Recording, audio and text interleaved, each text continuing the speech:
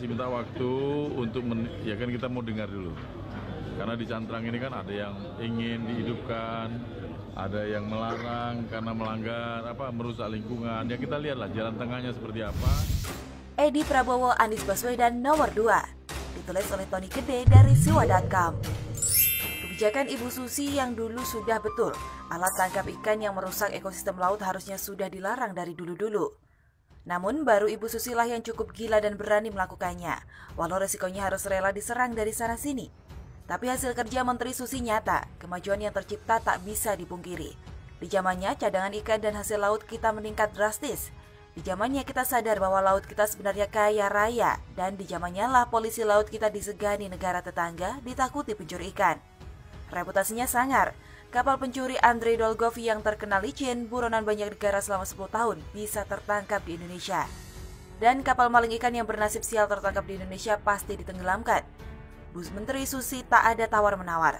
Ratusan kapal yang jadi sarang ikan di dasar laut adalah saksi bisu ketegasannya. Namun sayang Menteri Pelindung Laut ini diganti. Dan kita harus rela Menteri jagoan ini diganti Edi Prabowo. Semua demi keharusan rekonsiliasi politik dengan kubu Prabowo. Hari ini kekecewaan kita rasanya akan berlipat ganda. 8 jenis alat tangkap ikan yang tadinya dilarang ataupun belum diatur di zaman Ibu Susi sekarang diperbolehkan oleh Edi Prabowo. Pertama, pukat cincin pelagis kecil dengan 2 kapal. Kedua, pukat cincin pelagis besar dengan 2 kapal. Ketiga, payang. Keempat, cantrang. Kelima, pukat hela dasar udang. Keenam, pancing berjoran. Ketujuh, pancing cumi mekanis atau squid jigging. Dan kedelapan, huate mekanis. Artinya kini cantrang kembali lagi. Padahal dulu Menteri Susi keras menentang penggunaan cantrang. Alasan dia kuat, dan hasil kajian WWF Indonesia juga mendukung pandangannya. Kapal cantrang ilegal tidak punya ukurannya markdown, masih melaut. Kemudian tidak boleh ada kapal tambahan lagi.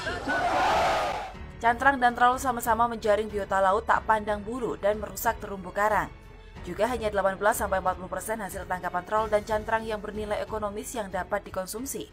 Sedang 60-82% sisanya mubazir, cuma jadi tangkapan sampingan atau tidak bisa dimanfaatkan, dan seringkali dibuang ke laut dalam keadaan mati. Masih minta waktu untuk ya kan kita mau dengar dulu.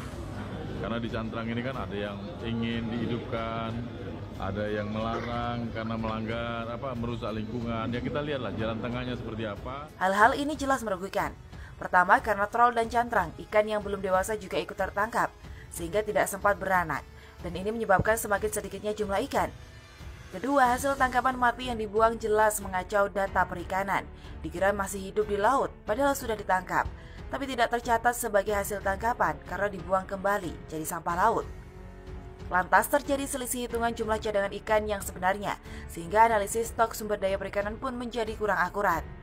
Dan ujung-ujungnya kebijakan pengelolaan sumber daya perikanan jadi tidak sesuai karena tidak berdasarkan data yang benar. Ketiga, rusaknya dasar perairan mengganggu dan merusak produktivitas dan habitat ikan. Dasar perairan adalah habitat penting di laut. Kalau dasar laut ini rusak, rusaklah ekosistem di dalamnya. Keempat, karena rusaknya ekosistem laut dan berkurangnya jumlah ikan ini, maka lokasi penangkapan para nelayan harus ikut berpindah semakin jauh ke tengah laut. Hasilnya biaya operasional penangkapan semakin tinggi. Kebijakan Menteri Susi melarang cantrang sudah tepat, mempertimbangkan kelestarian sumber daya alam demi meningkatkan produktivitas masyarakat. Cara berpikir yang melihat jauh ke depan, menimbang dalam jangka panjang. Jika produktivitas rakyat meningkat, ketergantungan pada investasi perusahaan besar bisa dikurangi. Hasil pertumbuhan ekonominya memang tidak akan instan, tapi jelas lebih bertahan lama karena sumber dayanya lestari. Dan cara ini juga lebih berpotensi meratakan kesejahteraan ekonomi rakyat. Nyata benar bahwa Menteri Susi sosok visioner dan inovatif. Dan cara pandangnya juga merakyat, di mana pemerintah menumbuhkan ekonomi negara dengan lebih bersandar pada kemampuan rakyat, tidak melulu mengandalkan investor demi penciptaan ekspor dan lapangan kerja baru. Kalau dibandingkan apa yang dilakukan Edi Prabowo ini jelas sebuah kemunduran. Hal baik yang tadinya dimulai Menteri Susi malah dikacaukan. Padahal kalau Edi Prabowo tidak bisa melakukan inovasi, setidaknya jangan mengacau. Lanjutkan saja kebijakan Menteri Susi yang sudah baik tersebut. Dan kalau buat kebijakan baru, buat yang mendukung, bukan yang merusak. Kalau sudah begini, saya jadi teringat seseorang, gubernur yang namanya Anies Baswedan, yang hobinya merusak hasil kerja gubernur sebelumnya. Kalau Edi Prabowo terus merusak hasil kerja Menteri Susi, rasanya cocok kalau Edi Prabowo kita sebut Anies Baswedan nomor 2.